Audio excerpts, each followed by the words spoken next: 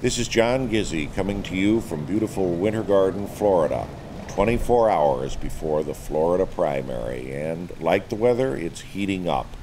With me is somebody that I have known and interviewed for nearly 20 years. When I knew Dan Webster, he was Minority Leader of the State House. Wouldn't you know it? He made history by becoming the first Republican Speaker of the Florida House of Representatives since Reconstruction, and now he's seeking his second term as U.S. Congressman from this area. Welcome, Congressman. Hey, great to see you, John. Great to be on. Great to have you here. All right, you have kind of a unique status as one of the few Republican House members from the Sunshine State who has endorsed no one. Why are you so neutral in this race so late in the game?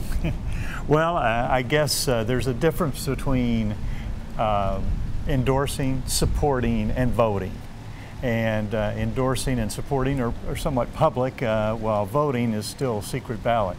We'll be voting for a Republican. I want a Republican to win in November, but I have not found one that I would say this is my choice as someone that I would want to endorse. All right. One of the things that concerns a lot of people is the shrill and incendiary rhetoric in the campaign, and it seems like insults and charges are flying like shrapnel as we get closer to January 31st. Does that bother you at all? To some degree, because right now we have a president who has refused to lead, and he's refused to take responsibility, and he's refused to make decisions that are the tough decisions, and he's refused to even accept responsibility for the economy that he owns. The Obama economy is in the tank, and everyone knows it. And so, to me, that's who we ought to be debating in these debates. Show us you can debate, show us you have alternatives to Barack Obama, not to Newt Gingrich or to Mitt Romney or Ron Paul or Rick Santorum. Okay, there are some differences there. Show us your difference between you and how you would lead as opposed to what our current president, Barack Obama, is doing. I think that's what we need in this, that's what we're missing in this race.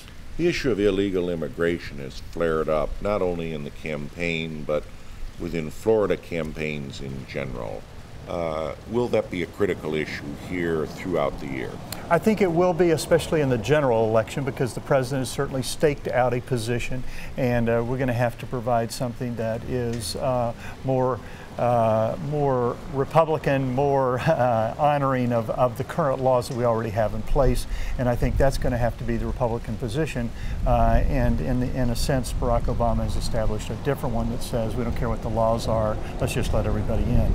Will there be a difference between the eventual Republican nominee and the president on, say, the DREAM Act, something your former Republican governor, Jeb Bush, supports? I believe that there will be a difference. I do believe that. I've heard it articulated a few times. And so I think there will be a difference between them and what the President Barack Obama has in store for America. And his goes beyond just the DREAM Act.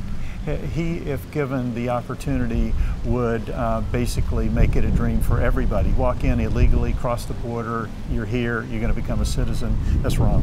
All right. Final question. Again, going back to some of the rhetoric and some of the charges being flung in this campaign, can Republicans come together to put Florida's electoral vote in the Republican column? Common enemy is always a good thing.